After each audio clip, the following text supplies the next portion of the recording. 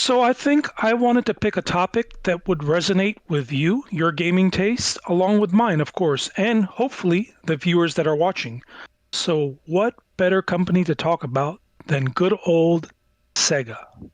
So Mm. today's topic, I wanted to discuss Sega, but not necessarily a particular franchise or particular game, but more of an evolution of the company, how they evolved from a hardware manufacturer, then switching over a drastic change, in my opinion, a business, you know, decision on their end to go completely software based, and where they are today. So I wanted to discuss that and basically get your take on your thoughts on Sega as a whole, and if they have improved, gone back, or for you, from your perspective, have they gotten better as a company? Of course, as somebody that provides games for your interest. Yeah, sounds good. And I think we share unique perspectives in time. I mean, Sega's history goes back before either of us, but as far as their zeniths or their heights, the console manufacturing stage, we experienced it in different ways. So I'm excited to get into that today. Awesome. So, how do you want me to start off with the question, or? Yeah, I will follow your lead. Oh, okay, sounds good. So yeah, I wanted to discuss Sega and how, they started off with, I guess for me personally, I remember I moved to the United States in 1993. So when I moved over here, one of the very first things that I did after moving to the US, DC, Maryland, Virginia area, one of the very first things is to get a job.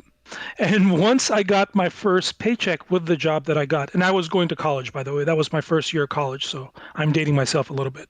But one of the very first things that I did was get a bicycle for commuting purposes and a Sega Genesis console. And one of the things that really fascinated me about Sega at the time, I was sort of new to the Nintendo Sega sort of clashes and the marketing campaigns. But the thing that really fascinated me about Sega at the moment, at the time, was their quality, and this is going to sound funny, their quality of sports titles.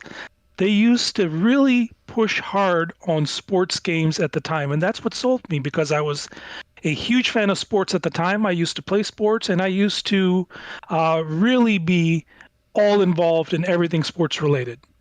But of course, times have changed since then, since 1993 to now in 2023. Wow, 30 years. Mm. But it is amazing to see just how much Sega has changed from those days. And I know they had the Master System and stuff as well. But for me, how Sega has changed from that hardware manufacturer that focused on a lot of sports titles, that didn't mind having gore in their games with the first Mortal Kombats, that really pushed speed with Sonic and their sound and all that stuff, how they have evolved from then to now.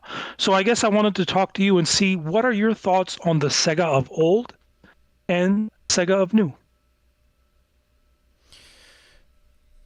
I like your history. Like, I think that's really personal. It's like that the Sega Genesis was like you're kind of like your console of choice in college, the one that you worked for and you saved up money. Because we all know in college times are hard. And, you're saving up every last dollar you can scrounge up. So, for me, when I was in college, that's actually when I was introduced to Classic Game Room, was towards the tail end of it. And I hadn't the only console I owned in my entire 4 years of going to school was my N64 that I went back home and I transported back with me to Hawaii. And because I was poor, I couldn't afford. Actually, you know what? I did buy a Wii Mini. I bought a Wii Mini because I could not afford a regular Wii, and Nintendo was selling it for $99, and it basically ended up being a gimped Wii, and the joke was on me kind of, but it was actually pretty cool. But anyways, doesn't matter. I sold it later.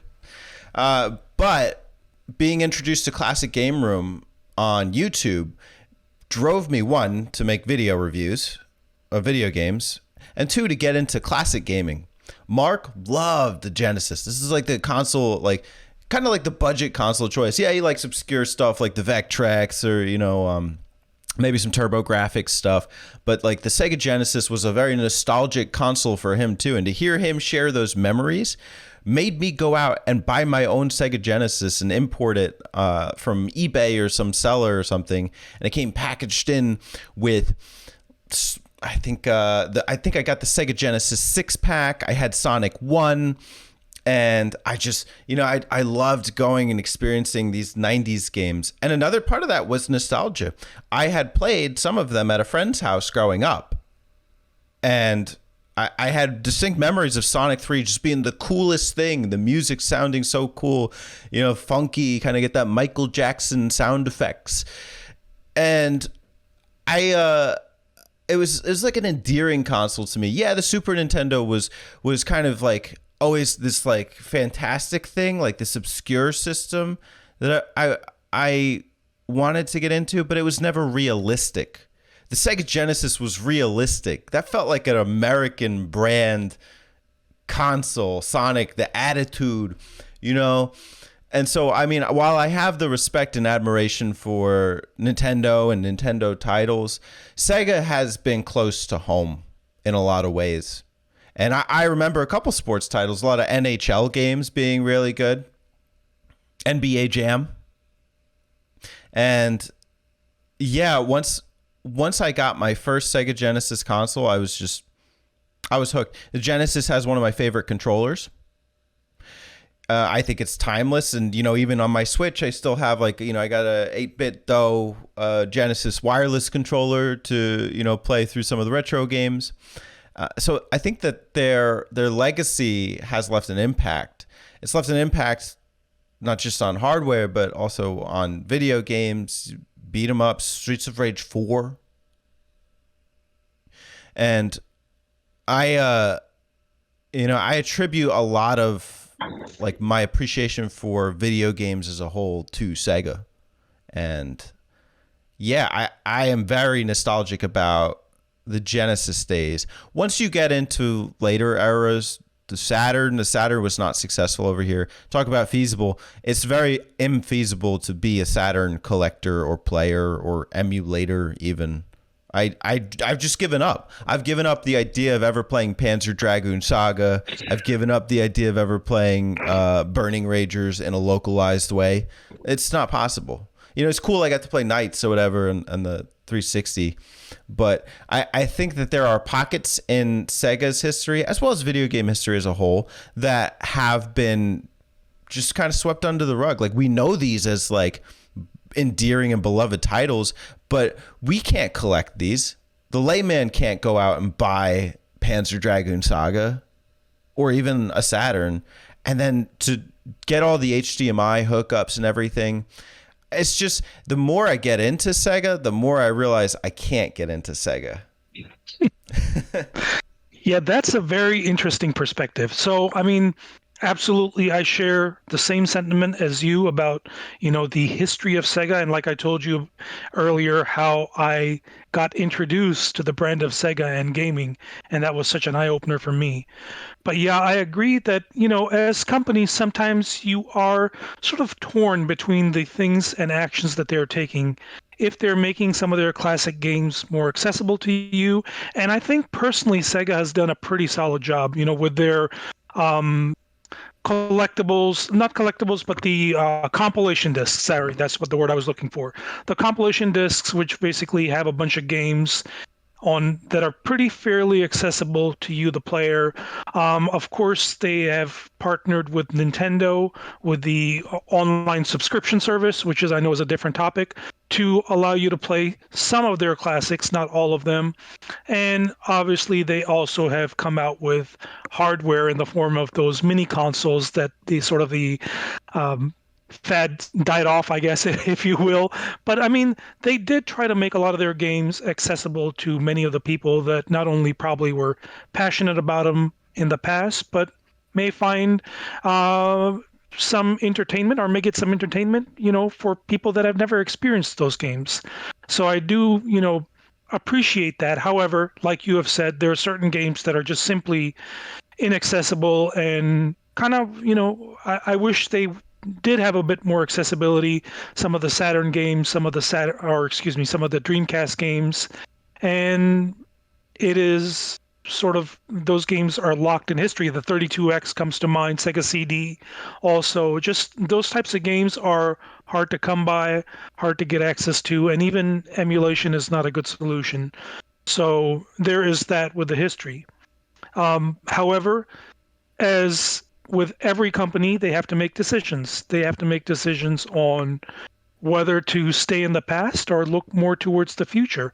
And it's really Sega's future that has fascinated me, Mm. and it's one of many Japanese companies that I follow really closely.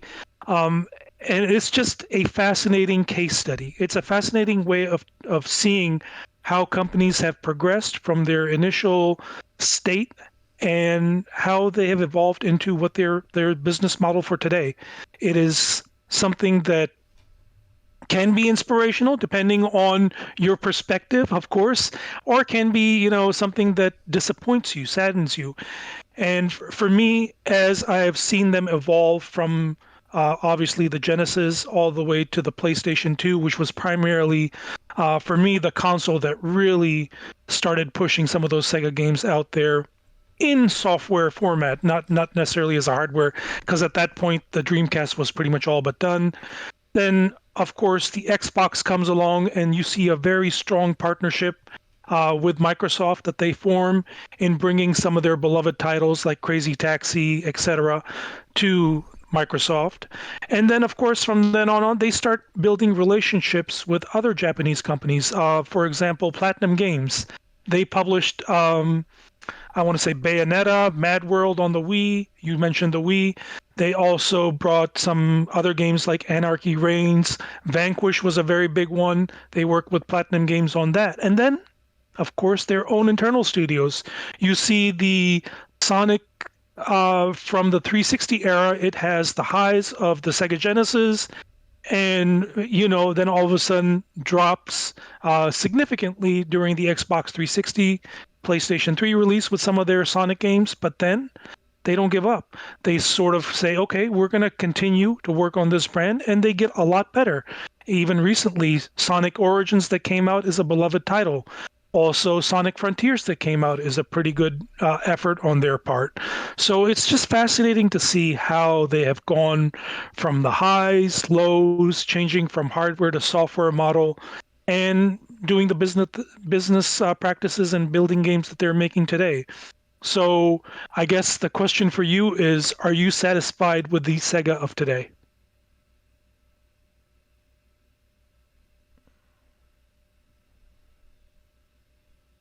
I like that they're working with Atlas. There you go. Any positive is a positive. Absolutely. But what have they So done they with own that. Atlas that I like? I don't know. Is Persona 5 considered a Sega title? Yes. Okay, I like Persona 5.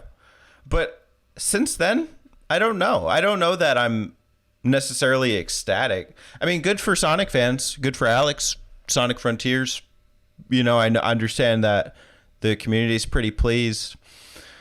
I just don't see a lot of their franchises being tapped into.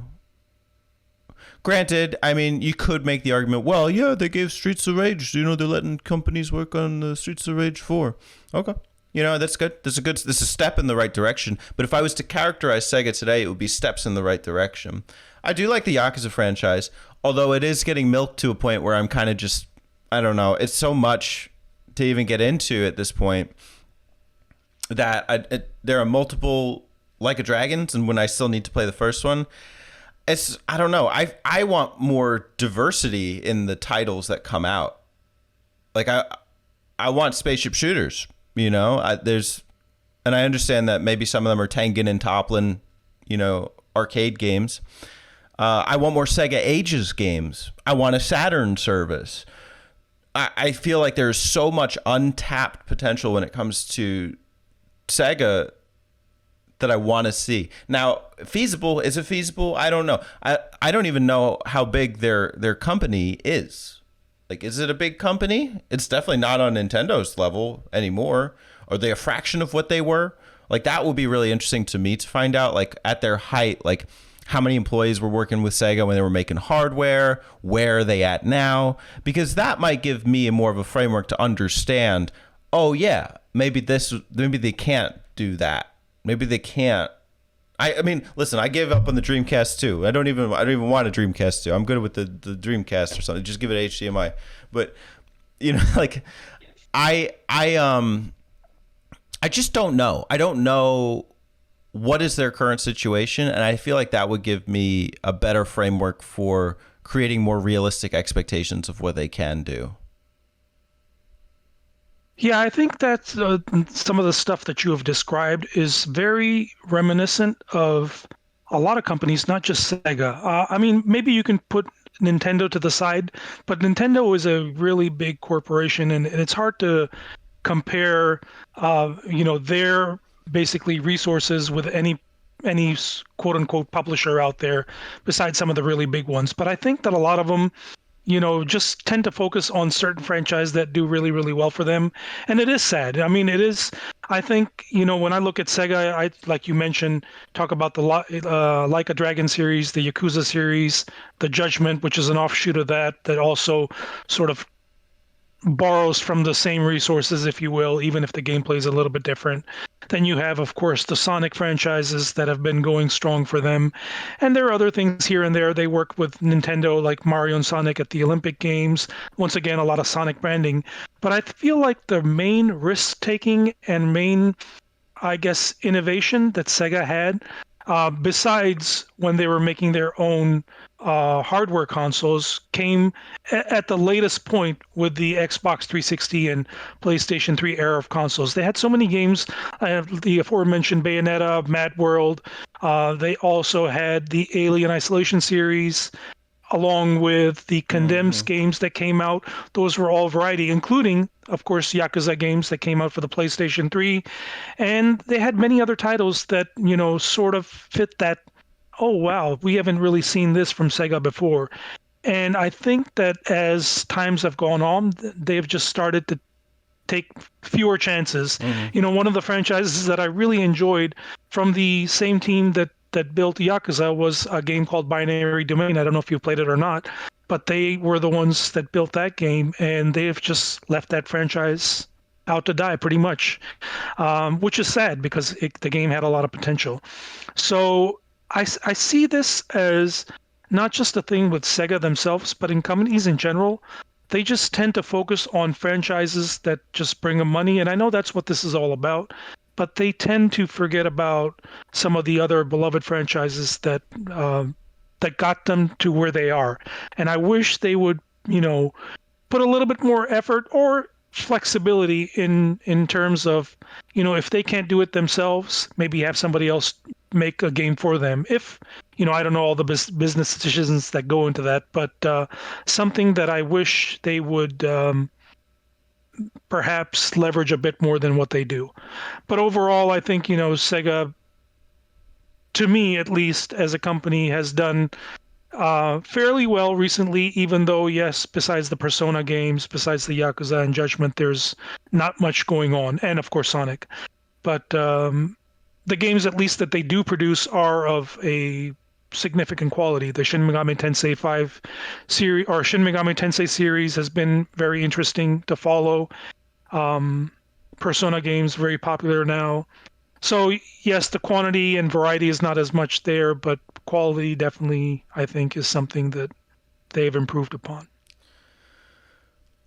It makes sense why they take the directions they do. I mean, if you could use the same assets from Yakuza to create another game like a Judgment, I mean that is a smart financial decision, and it's really popular to my understanding. Judgment, and then Like a Dragon. I don't know how Game Pass works with promoting games, and then with like when I think of like what has been done with Atlas lately, what are the latest Atlas games that I remember, which are now Sega games?